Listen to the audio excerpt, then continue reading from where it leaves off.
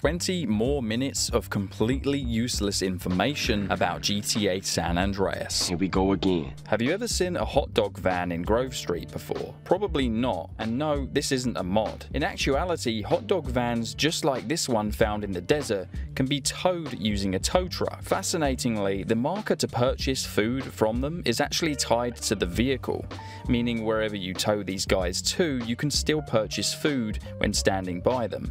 Remember that sprunk billboard the homies crashed through in the mission reuniting the families? Well, this billboard can be destroyed early on using explosives. You can even see where it doesn't quite connect properly to the rest of the sign. This can also be done with a bridge that's overlooking Grove Street as well, which Tenpenny crashes through in the final mission. The Leviathan helicopter shares the same properties as the seaplane and the Sea Sparrow as well, meaning it has the ability to float on water, and due to it being really slow, most players probably wouldn't have opted to fly this thing. So plenty of you guys probably didn't even realize that this helicopter could do this. Saving your game at Mad Dog's crib can cause a major glitch, rendering all the basketball courts in the game inoperable. The save pickup just so happens to be just within the proximity of the mansion's basketball court. Basketballs that trigger the minigame have a scripted zone that activates and spawns a basketball, which CJ can then walk into the radius of and actually play the game. Usually this script would deactivate as soon as CJ walks away and outside of the zone. However, if the game is saved while the script is active, so for example if the basketball is on the court and then the player saves the game in the mansion, the script remains indefinitely activated, preventing the basketball from spawning again unless the player starts a brand new game.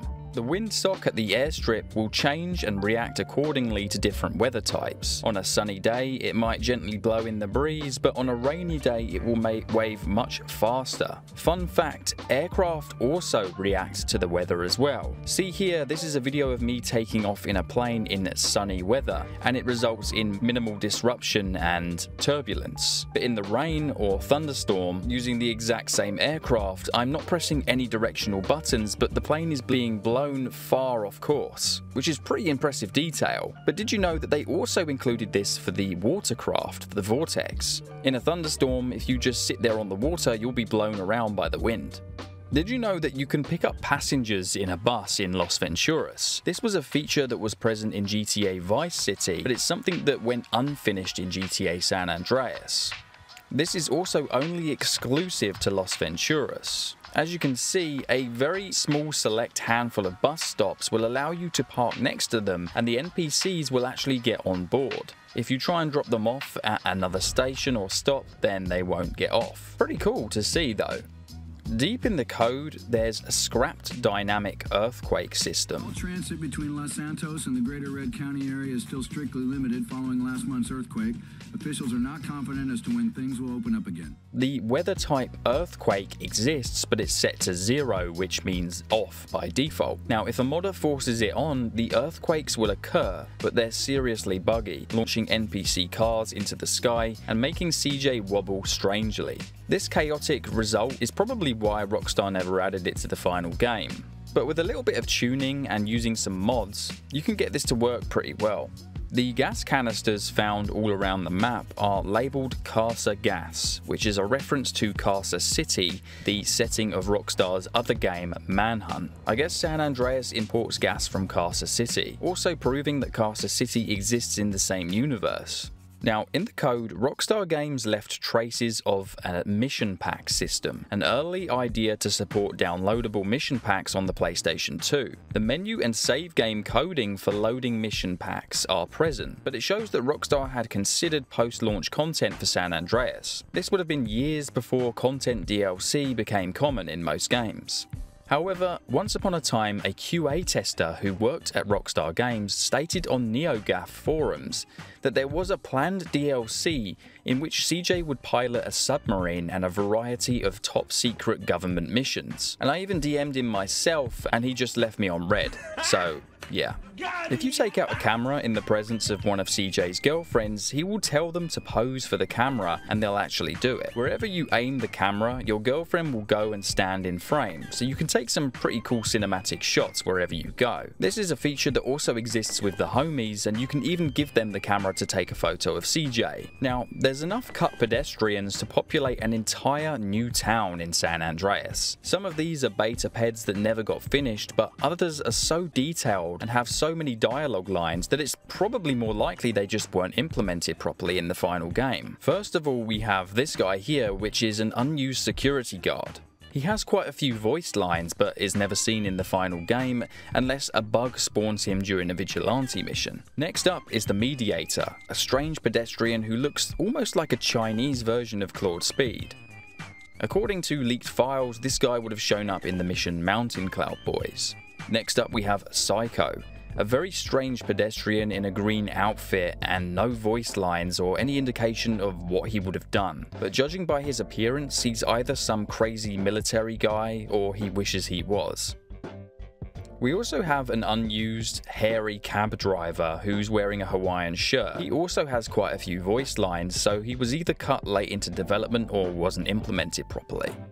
We also have these two Texas guys. There's not really a lot written about these ones, but they have over 200 unique voice lines. There's a variety of gang pedestrians as well, but I want to shift your focus towards these bike cops here. Now, in the final game, there's only one type of motorcycle police officer that can be seen across the entire state. There were going to be different types found in each city. So for example, this is the Los Santos biker police officer, but these two would have been the San Fierro on the left and Las Venturas on the right versions of the bike cop. Now, it's a shame that these never made it to the final game, but I guess it was just a developer oversight. But this is a beta version of Officer Pulaski, and in an unreleased playing card pack that would have been released by Rockstar Games for GTA San Andreas, we can clearly see that Officer Pulaski at one point did actually look like this. Not only that, but in this set of playing cards we can also see a variety of never before used artworks. Speaking of beta characters though, CJ's beta head is absolutely terrifying. This must have been cut super early into development. I definitely wouldn't have liked to play as a CJ looking this old. Now, we have a few clues that furniture was going to be purchasable for your properties and safe houses. This mod gives you a general idea of how it might have looked.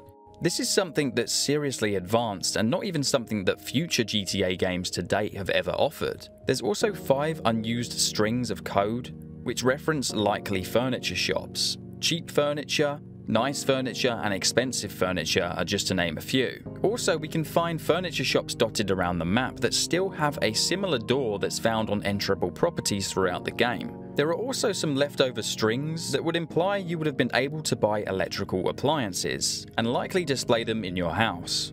There's a mysterious police bribe hidden inside of this building near the driving school in San Fierro. A knife can also be found inside the tunnel nearby. I'm not sure why San Fierro has so many unusual weapons hidden behind walls, but I guess something must have gone wrong with whoever was dealing with the pickups in these areas. If CJ doesn't have a pistol or a machine gun in his inventory, you can then fly a jetpack and you'll see a fist icon in the top right hand corner. Now, while this is displayed, if you fly over a sawn-off shotgun, you can actually pick it up and use it from the jetpack. This weapon is usually not usable while using the jetpack, so it's a pretty cool detail, and I wonder why Rockstar Games never actually added this to the final game. Now, in the weapons.dat file, there's a string that seems to imply that the jetpack would have counted as a weapon at some point in development. Now, what's interesting is that in the final game, the jetpack is actually registered as a vehicle, which is why when you're using it, you can still use other weapons, and also it doesn't have its icon in the top right-hand corner. However, this is what the unused HUD icon for the jetpack would have been. Something you'll probably find sad to hear is how the Mulholland safe house in early development originally had a fully modeled interior that would allow us to see the skyline of Los Santos. See here in this beta footage from an early trailer, we can see how this same place has a fully modeled interior, but in the final game it's completely gone. By using mods, you can bring this back and explore what this safe house could have been in the final game. This is also a clue as to what it may have looked like when Rockstar still had had the furniture and electrical purchase ability in the game. It was intended that the player could ride or drive the tram in San Fierro, and maybe even shoot out of the tram in free aim mode, like we get in some missions. I guess we'll never know how this exactly looks, but we do have some audio files which appear to be police dispatch audio. 1021 in Central Doherty. Suspect last seen in a tram. In a PlayStation Extreme article dated September 2004, it stated that the cable cars or rails in San Fierro would be jackable and drivable. So I guess this was a real thing and was only cut very late into development. Now, in our last GTA San Andreas useless information video, we briefly discussed the existence of the Rusty Brown's Ring Donuts interior, which is used only in cutscenes with the Crash police officers. However, as we know, this was originally meant to be a location that you could actually go inside and order donuts from. We don't know much about it, but what we do know is that these are the HUD icons that would have been displayed, which would have told you what you would have been purchasing. You can also see from these strings of code that none of these options on the menu had a healthy variant, obviously because they're donuts. Unlike other fast food restaurants in the game where you can at least order a salad or something healthy, if you take a look through the Brady Games strategy guide for GTA San Andreas, now in some of these really early screenshots we can actually get a glimpse that some of the weapon icons were extremely different to what we got in the final game. So let me just show you this mod which has replicated what the original beta icons would have looked like. As you can see, they're a lot weirder, they're a bit more cartoonish, and some of them are kind of bendy. It looks kind of unusual, so I kind of get why they removed it from the game, but it's definitely interesting to look at. In the movie New Jack City, an entire apartment complex called the Carter Complex is taken over and turned into a drug fortress. This was the direct influence used for Big Smoke's crack fortress at the end of GTA San Andreas, and the devs even used the tag Carter in the game files for this building. Did you know that the stairs at the Los Santos airport are tuggable using the baggage handler? This can then be used to access planes like the AT-400, which doors are way too high in the air for CJ to reach. It's really cool how tiny little things like this exist in the game and plenty of us would never have even known. Have you ever wondered why you can't purchase Molotovs from Ammunition and they can only be found around the map as a pickup? Well, obviously that's because Molotovs themselves are sort of a DIY weapon, but it turns out in the original scripting you were meant to be able to make 12 Molotovs for $50 from any gas pumps around the map, filling up bottles yourselves at the gas stations. There's a few mods that recreate how this would have been done, and then we saw the feature in Chinatown Wars on the DS. So it's definitely something that Rockstar Games revisited later on. In an interview with French gaming site Jouac2, Leslie Benzies, former lead producer of Rockstar North, stated they had the idea to add multiple protagonists to GTA San Andreas, but scrapped the idea due to technical limitations. But amazingly, the code for this still exists in the game. Now, the game has the ability to keep different stats and money separate from one another, meaning that the game definitely has the ability to keep track of more than one protagonist. Deep in the game files as well, also discovered by the same scripter, is something called gunshots set oil on fire. Now, there's no oil in San Andreas, so to speak of, but this definitely gives us an idea that Rockstar Games at one point were planning on having oil spill from vehicles, and you would have the ability to shoot it and set it on fire. While chasing Tenpenny's fire truck, Sweet shouts to CJ saying that there's oil spilling all over the road. Fire truck's dropping oil! So this definitely seems like a plausible thing that could have been added to the game. There are some previews released way before the game came out that reveal some fascinating details that we never saw in the final game. For example, in the unofficial PlayStation 2 magazine, issue number 87, it states that the Flats and the Ballers are two confirmed rival gangs. Now, I'm not sure who the Flats are exactly, but it sounds like a beta name. It also confirmed that the Orange Grove families was the name for Grove Street families. and also stated that there are 16,000 unique objects in the game, opposed to GTA Vice City's estimated 5,000 objects. Another thing that's really interesting is it said that the first 3 missions in the game were titled Menace, Drive-By, and Reuniting the Families. Interesting. Menace is definitely not a mission title in the final game, and Reuniting the Families doesn't come until much later. Interestingly, in the unofficial PlayStation 2 magazine, issue number 52 from the UK, it also states how the mission Menace is one of the earliest ones to encounter. It also mentions that you had the ability to purchase tobacco and smoke cigarettes. Really interesting stuff, and I wonder what happened to all of those features. Have you ever wondered what vehicles actually look like at a distance? Well, think no further, because this is how the game draws its low-poly vehicles just before it renders them fully up close. You'll notice that the higher definition version is then rendered into the view. But seeing these low poly versions of these vehicles this up close is really interesting. When exploring the San Fierro Bay in the fog, you can hear foghorns to help the ships navigate.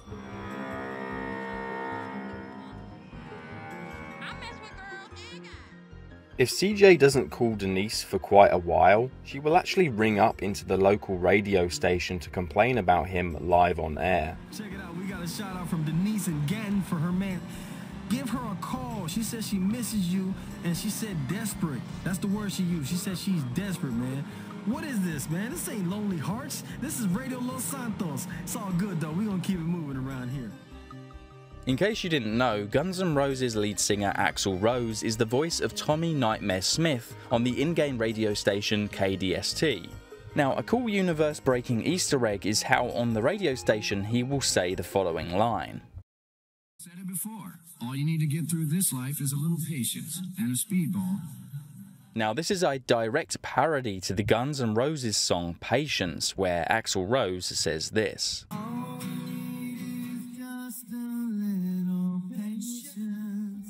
In the back of the army truck called the Barracks, you can find crates labelled ammunition, but also do not eat, which is a subtle but comedic joke left in by Rockstar. Reddit user Mechanic has spent years scouring the map of GTA San Andreas, and he's found some pretty important source locations. Let me just say, this is seriously impressive stuff. He managed to find places from which textures were taken or shapes and colours were used in order to basically create the shop fronts you see in San Andreas. I had no idea all of these locations actually existed in real life, and I thought they were just places that Rockstar Games created themselves.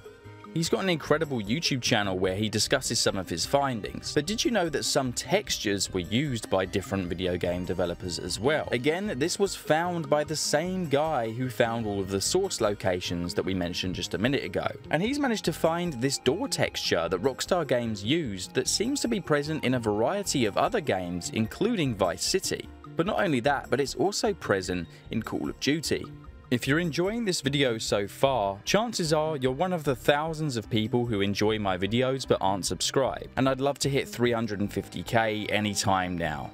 By entering the jetpack cheat code in the very first mission when Big Smoke's car is blown up, you can activate the jetpack just as CJ dives off camera. Now, when he does this, he lands flat on his stomach, and the result of activating the cheat code once you've done this is that you'll see CJ stuck in this position. Now, by entering the cheat code again, you can actually fly the jetpack horizontally. I told you guys this video was pointless information, and now I'm delivering. Now, this will only work if you change the assigned keyboard key for crouch from C to something else, because otherwise CJ will stand up while he's laying down. The game has a variety of weather types for different areas. For example, Countryside Sunny is a totally different look to San Fierro Sunny or Los Venturas Sunny, for example. In some rare occasions, the Rockstar devs decided to change these weather cycles and break the matrix. Like for example, in the very first opening mission, this iconic sunset is only here because the weather type is set to Countryside Sunny, so you will never see this sunset again in Los Santos. There's a well-known glitch where if the player flies far out enough to sea and I'm talking several in-game days worth of flying. Eventually, as the distance becomes so great, the game begins to break and glitch a little bit. Now, one result of this is, for example, it will create gang turf all over the map. But additionally, this spray tag was found in the game files and shows us that it's possible that taking over gang turf once upon a time wasn't just restricted to Los Santos. As you can see, this is a spray tag for a gang that should only exist in San Fierro. Now, you can't actually get a 6-star wanted level until way into the later chapters of the game. CJ can only get a 5-star wanted level after Farewell My Love, and gets a 6-star wanted level after the mission by Verdant Meadows, where you have to purchase the aircraft graveyard. So for context, that mission is the 68th mission in the game, meaning that you need to complete well over the half of the game's missions before you can even unlock a 6-star wanted level, which I found really interesting, but it's totally pointless. Alright guys, well, that concludes the useless information in this video. I hope you guys really enjoyed, and I feel like I really dug deep into San Andreas for this one. So if you enjoyed, please do subscribe because it really helps me out. I'll see you guys in another video sometime soon. Adios.